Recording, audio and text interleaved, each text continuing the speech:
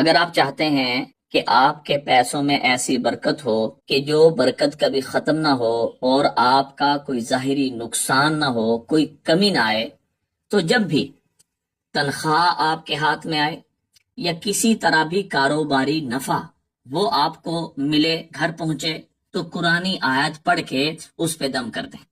اور دوسری بات، دو باتوں کا خیال کرنا ہے، ایک قرآنی آیت پڑھ کے دم کرنی ہے، اور نمبر دو، کوشش کر لیں کپڑے کی تھیلی بنا لیں یا چمڑے کی تھیلی بنا لیں۔ تو کپڑے کی تھیلی اور چمڑے کی تھیلی میں بڑی برکتیں ہیں، اور ان تھیلیوں کو صحابہ سے نسبت حاصل ہے۔ تو آپ نے وہ پیسے، وہ تنخواہ، وہ پروفٹ یا وہ تجوری میں پڑے ہوئے پیسے، اس میں کیا کرنا ہے؟ یہ قرآن پاک کی آیت وَكَفَى بِاللَّهِ وَكِيلًا، بس یہ لکھنی ہے، لکھ کے ڈال دینی ہے۔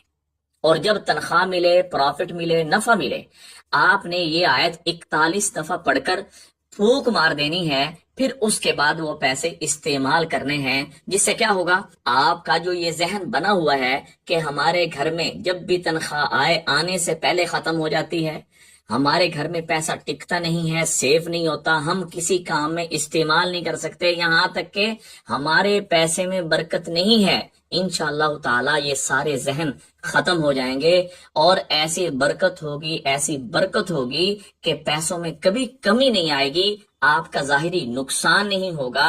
اللہ پاک ان پیسوں کی برکت سے آپ کو بیماریوں سے، پریشانیوں سے، ہر معاملے سے بچائیں گے۔ دعاؤں میں یاد رکھیں، صدقہ جاری سمجھ کے شیئر کریں۔ السلام علیکم ورحمۃ اللہ وبرکاتہ۔